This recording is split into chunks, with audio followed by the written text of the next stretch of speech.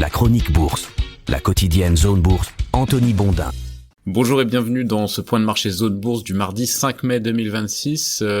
J'ai appelé ça ce matin, ça canarde mais ça discute, faute de trouver un meilleur titre. La reprise des bravades entre les États-Unis et l'Iran, agrémentée de quelques échanges de tirs, a fait remonter le pétrole et par la même occasion la tension sur les marchés financiers. L'Europe en a fait les frais, d'autant que la Maison-Blanche a menacé de réinstaurer des droits de douane de 25% sur les importations automobiles du vieux continent. Le scénario central, lui, il tourne toujours autour du prix de l'or noir et de l'attractivité de l'IA. Quand une séance boursière se termine par une hausse de 44% de Casino et de 20% de Soitec, c'est qu'il se passe des trucs pas nets sur la planète finance. La semaine est assez mal partie pour le Stoxx Europe 600 qui a perdu 1% hier. Côté États-Unis, le S&P 500 a limité ses pertes à 0,4% grâce à un compartiment technologique qui renacle toujours à baisser. L'appétit pour l'IA continue à surpasser la crise géopolitique, comme je l'ai écrit à peu près 71 fois au cours des dernières semaines. L'Amérique à Palantir, la France à Casino Guichard Perrachon. On va y revenir après un crochet par Hormuz, mais un crochet rapide pour éviter de se retrouver pulvérisé par un drone, une mine, un missile sol-mer, un éperonage, une torpille ou que sais-je encore. Ce qu'il faut retenir, c'est que les États-Unis et l'Iran ont l'air de continuer à discuter d'une sortie de crise, ce qui n'empêche pas quelques échanges d'amabilité. Le ministre iranien des Affaires étrangères a recommandé à ses adversaires de se méfier, de ne pas être entraînés à nouveau dans un bourbier par des mal intentionnés. Je ne sais pas qui sont ces mal intentionnés.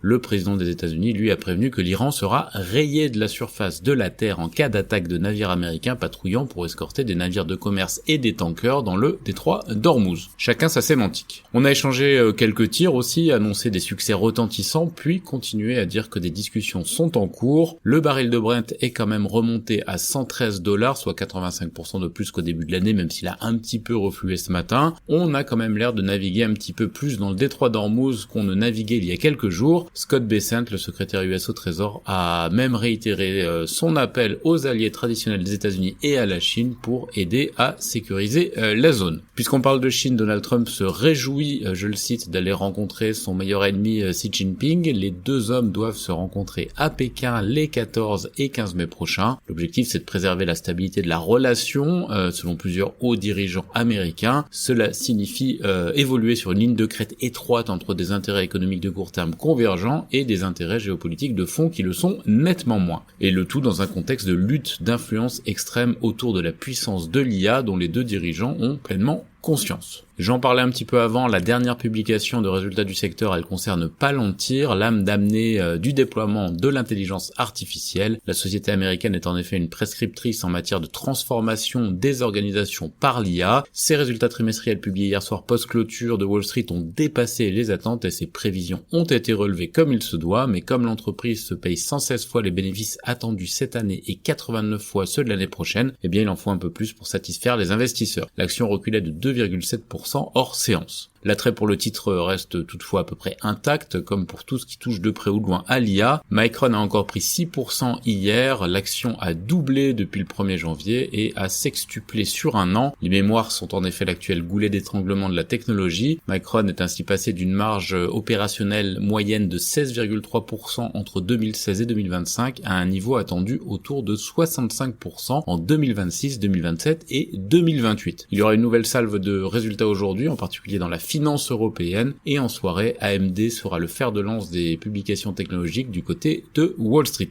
L'agenda macro est riche lui aussi en annonces aujourd'hui. La Banque d'Australie a relevé ses taux pour la 3e fois consécutive à l'heure du réveil en Europe. Elle les a portés à 4,35%. Cette décision était attendue et elle reflète le retour des craintes inflationnistes avec la flambée pétrolière. Cette inquiétude se reflète aussi dans les rendements obligataires US qui remontent. On a un 30 ans qui est à nouveau à 5%. Il y aura par ailleurs beaucoup d'autres indicateurs aux États-Unis cet après-midi, dont le rapport Jolts sur l'emploi, l'ISM des services et 2 discours de banquiers centraux de la Fed. Côté Asie-Pacifique ce matin, le Japon est toujours en pause pour la Golden Week. Il a été rejoint par la Corée du Sud. Hong Kong perd 1,3%, l'Inde recule de 0,7% et l'Australie perd 0,4%. Taïwan et ses semi-conducteurs parviennent à garder l'équilibre. Les indicateurs avancés européens, eux, ils sont plutôt baissiers, même si les futurs US sont légèrement dans le vert. Du côté de l'actualité des sociétés en France, pour démarrer, on a eu quelques résultats. Elis, Beneteau, Vicat, Ruby, on attend aussi AXA, JC2Co, Trigano, Viridien, Eneo, Energy, Figeac et pas mal d'autres mid-cap. ST Micro vise plus de 3 milliards de dollars de revenus cumulés dans le secteur spatial face à l'essor des satellites en orbite basse. JC2Co, Carrefour, Carmila et Unlimitail renforcent leur alliance dans le média retail physique. Saint-Gobain finalise sa sortie de la distribution au Brésil. Sanofi va investir 294 millions de dollars pour agrandir son centre d'excellence en IA à Toronto. Vinci lance une augmentation de capital pour ses salariés à l'international. Sodexo signe un contrat pour la gestion des installations de Rio Tinto dans la région de Pilbara en Australie. La FDA accepte l'amendement au protocole de l'étude sur le cancer de la tête et du cou de Nanobiotics et Selectis va publier ses résultats financiers du premier trimestre le 11 mai prochain. Ailleurs en Europe, pas mal de résultats aussi, notamment HSBC, AB InBev, Ferrari, Novonesis, BioNTech,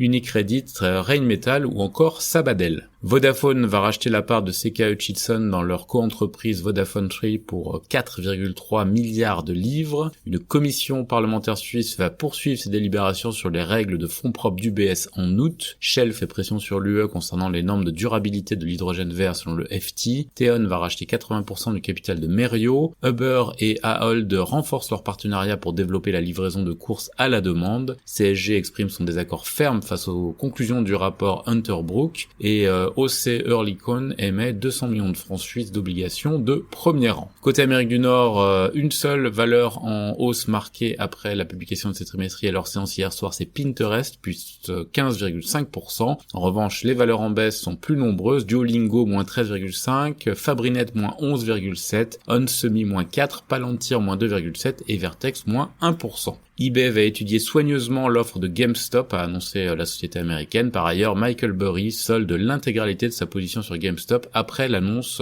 de l'offensive sur eBay. Amazon lance sa propre offre logistique concurrente des géants du secteur. Apple envisagerait de solliciter Intel et Samsung pour produire des puces aux États-Unis selon Bloomberg. Anthropic et Fidelity National Information Services ont développé une IA destinée à aider les banques à lutter contre la criminalité financière. Google annonce de nouvelles intégrations pour Google Chrome Entreprise dans le secteur de la santé et Gap annonce le décès de sa cofondatrice Doris Fisher. Sur l'agenda des publications aux États-Unis et en Amérique du Nord plus largement aujourd'hui, AMD, Arista, Shopify, Pfizer, Duke Energy, KKR, Emerson, Marathon Petroleum, Energy Transfer, Lumentum, Transdigm, Strategy et encore beaucoup d'autres. Ailleurs dans le monde, Westpac affiche une hausse de son bénéfice ajusté et de son produit net bancaire au S1 fiscal et West Farmers et Bill Group créent la coentreprise Built Living. Sur l'agenda des publications ailleurs dans le monde, Itao Unibanco et Larsen & Toubro notamment. C'est terminé pour ce point de marché du jour. Très bonne journée à toutes et à tous.